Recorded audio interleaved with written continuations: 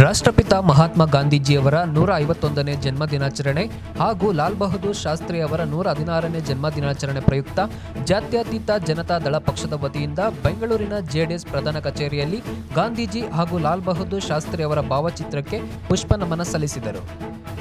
Hindu, Muslim, Christian ಧರ್ಮದವರು ಒಟ್ಟುಗೂಡಿ 3 ಧರ್ಮದ ವಿಶೇಷ ಪ್ರಾರ್ಥನೆ ಸಲ್ಲಿಸುವ ಮೂಲಕ ಈ ಇಬ್ಬರ ಮಹಾನ್ ನಾಯಕರ ಜನ್ಮ ದಿನಾಚರಣೆಯನ್ನು ಅರ್ಥಪೂರ್ಣವಾಗಿ ಆಚರಿಸಿದರು. ಜೆಡಿಎಸ್ ಬೆಂಗಳೂರು ನಗರ ಅಲ್ಪಸಂಖ್ಯಾತ ಅಧ್ಯಕ್ಷರಾದ ಸಲೀಂ ಪಾಷಾ ಅವರು ಸಿಹಿ ಹಂಚುವ ಮೂಲಕ ಎಲ್ಲರಿಗೂ ಶಾಂತಿಯ ಸಂದೇಶ ಹೇಳಿದರು.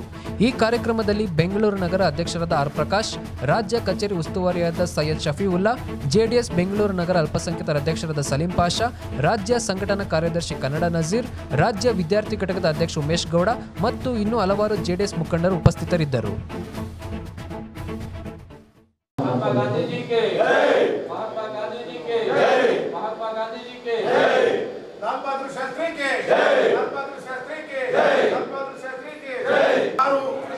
ನಮ್ಮಿಂದ ಬೇರೆ ಆಗಬಾರ್ದು ಅನ್ನೋದಕ್ಕೆ ಈಶ್ವರ ಅಲ್ಲ ಬೇರೆ ನಾವು ಸಬ್ಕೋ ಸನ್ಮತಿ ದೇ ಭಗವಾನ್ ಅಂತೇಳಿ ಸ್ಲೋಗನ್ ಅನ್ನ ಕೊಟ್ಟಂತದ್ದು. ಅದೇ ರೀತಿ ಲಾಲ್ ಬಹದ್ದೂರ್ ಶಾಸ್ತ್ರಿ ಅವರು ಜೈ ಜವಾನ್ ಜೈ ಕಿಸಾನ್ ಅಂತೇಳಿ ನಾಡ ಕೊಟ್ಟರು. ಇವತ್ತು ಜವಾನು ಸುರಕ್ಷತೆ ಇಲ್ಲ, ಕಿಸಾನ್ ಸುರಕ್ಷತೆ ಇಲ್ಲ ಅಂತ ಸಂದರ್ಭದಲ್ಲಿ ನಮ್ಮ ನಡೆ ಜಾತ್ಯತೀತದ ಕಡೆ, ನಮ್ಮ ನಡೆ ಶಾಂತಿಯ ಕಡೆ ಅಂತೇಳಿ ಇವತ್ತು ಸರ್ವಧರ್ಮದ ಪ್ರಾರ್ಥನೆ ನಾವು ಸಲ್ಲಿಸಿದ್ದೀವಿ.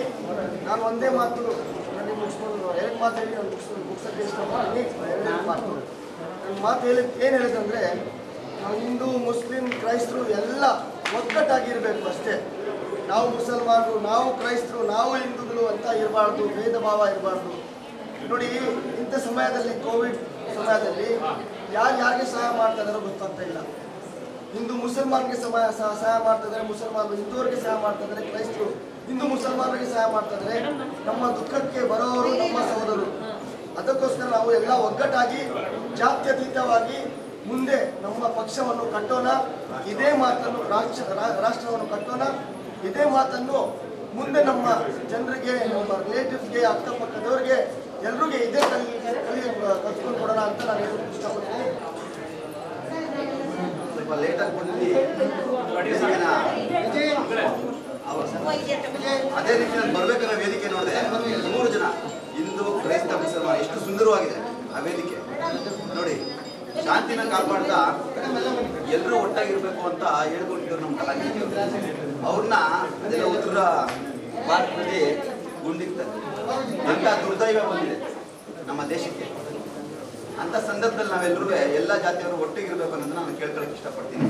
ಅದೇ ರೀತಿ ನಮ್ಮ ಅಲ್ಪಸಂಖ್ಯಾತ ಅಧ್ಯಕ್ಷರಾದಂಥ ಸಲೀಂ ಪಾಷಾ ಅವರು ಇದೊಂದು ಕಾರ್ಯಕ್ರಮದ ಒಂದು ಉಸ್ತುವಾರಿ ತಗೊಂಡು ಎಲ್ಲ ಒಂದು ಒಳ್ಳೆ ಕಾರ್ಯಕ್ರಮ ಮಾಡ್ಕೊಂಡಿದ್ದಕ್ಕೆ ಧನ್ಯವಾದ ಹೇಳ್ತಾ ನಾನು ಮಾತಾಡ್ತೀನಿ.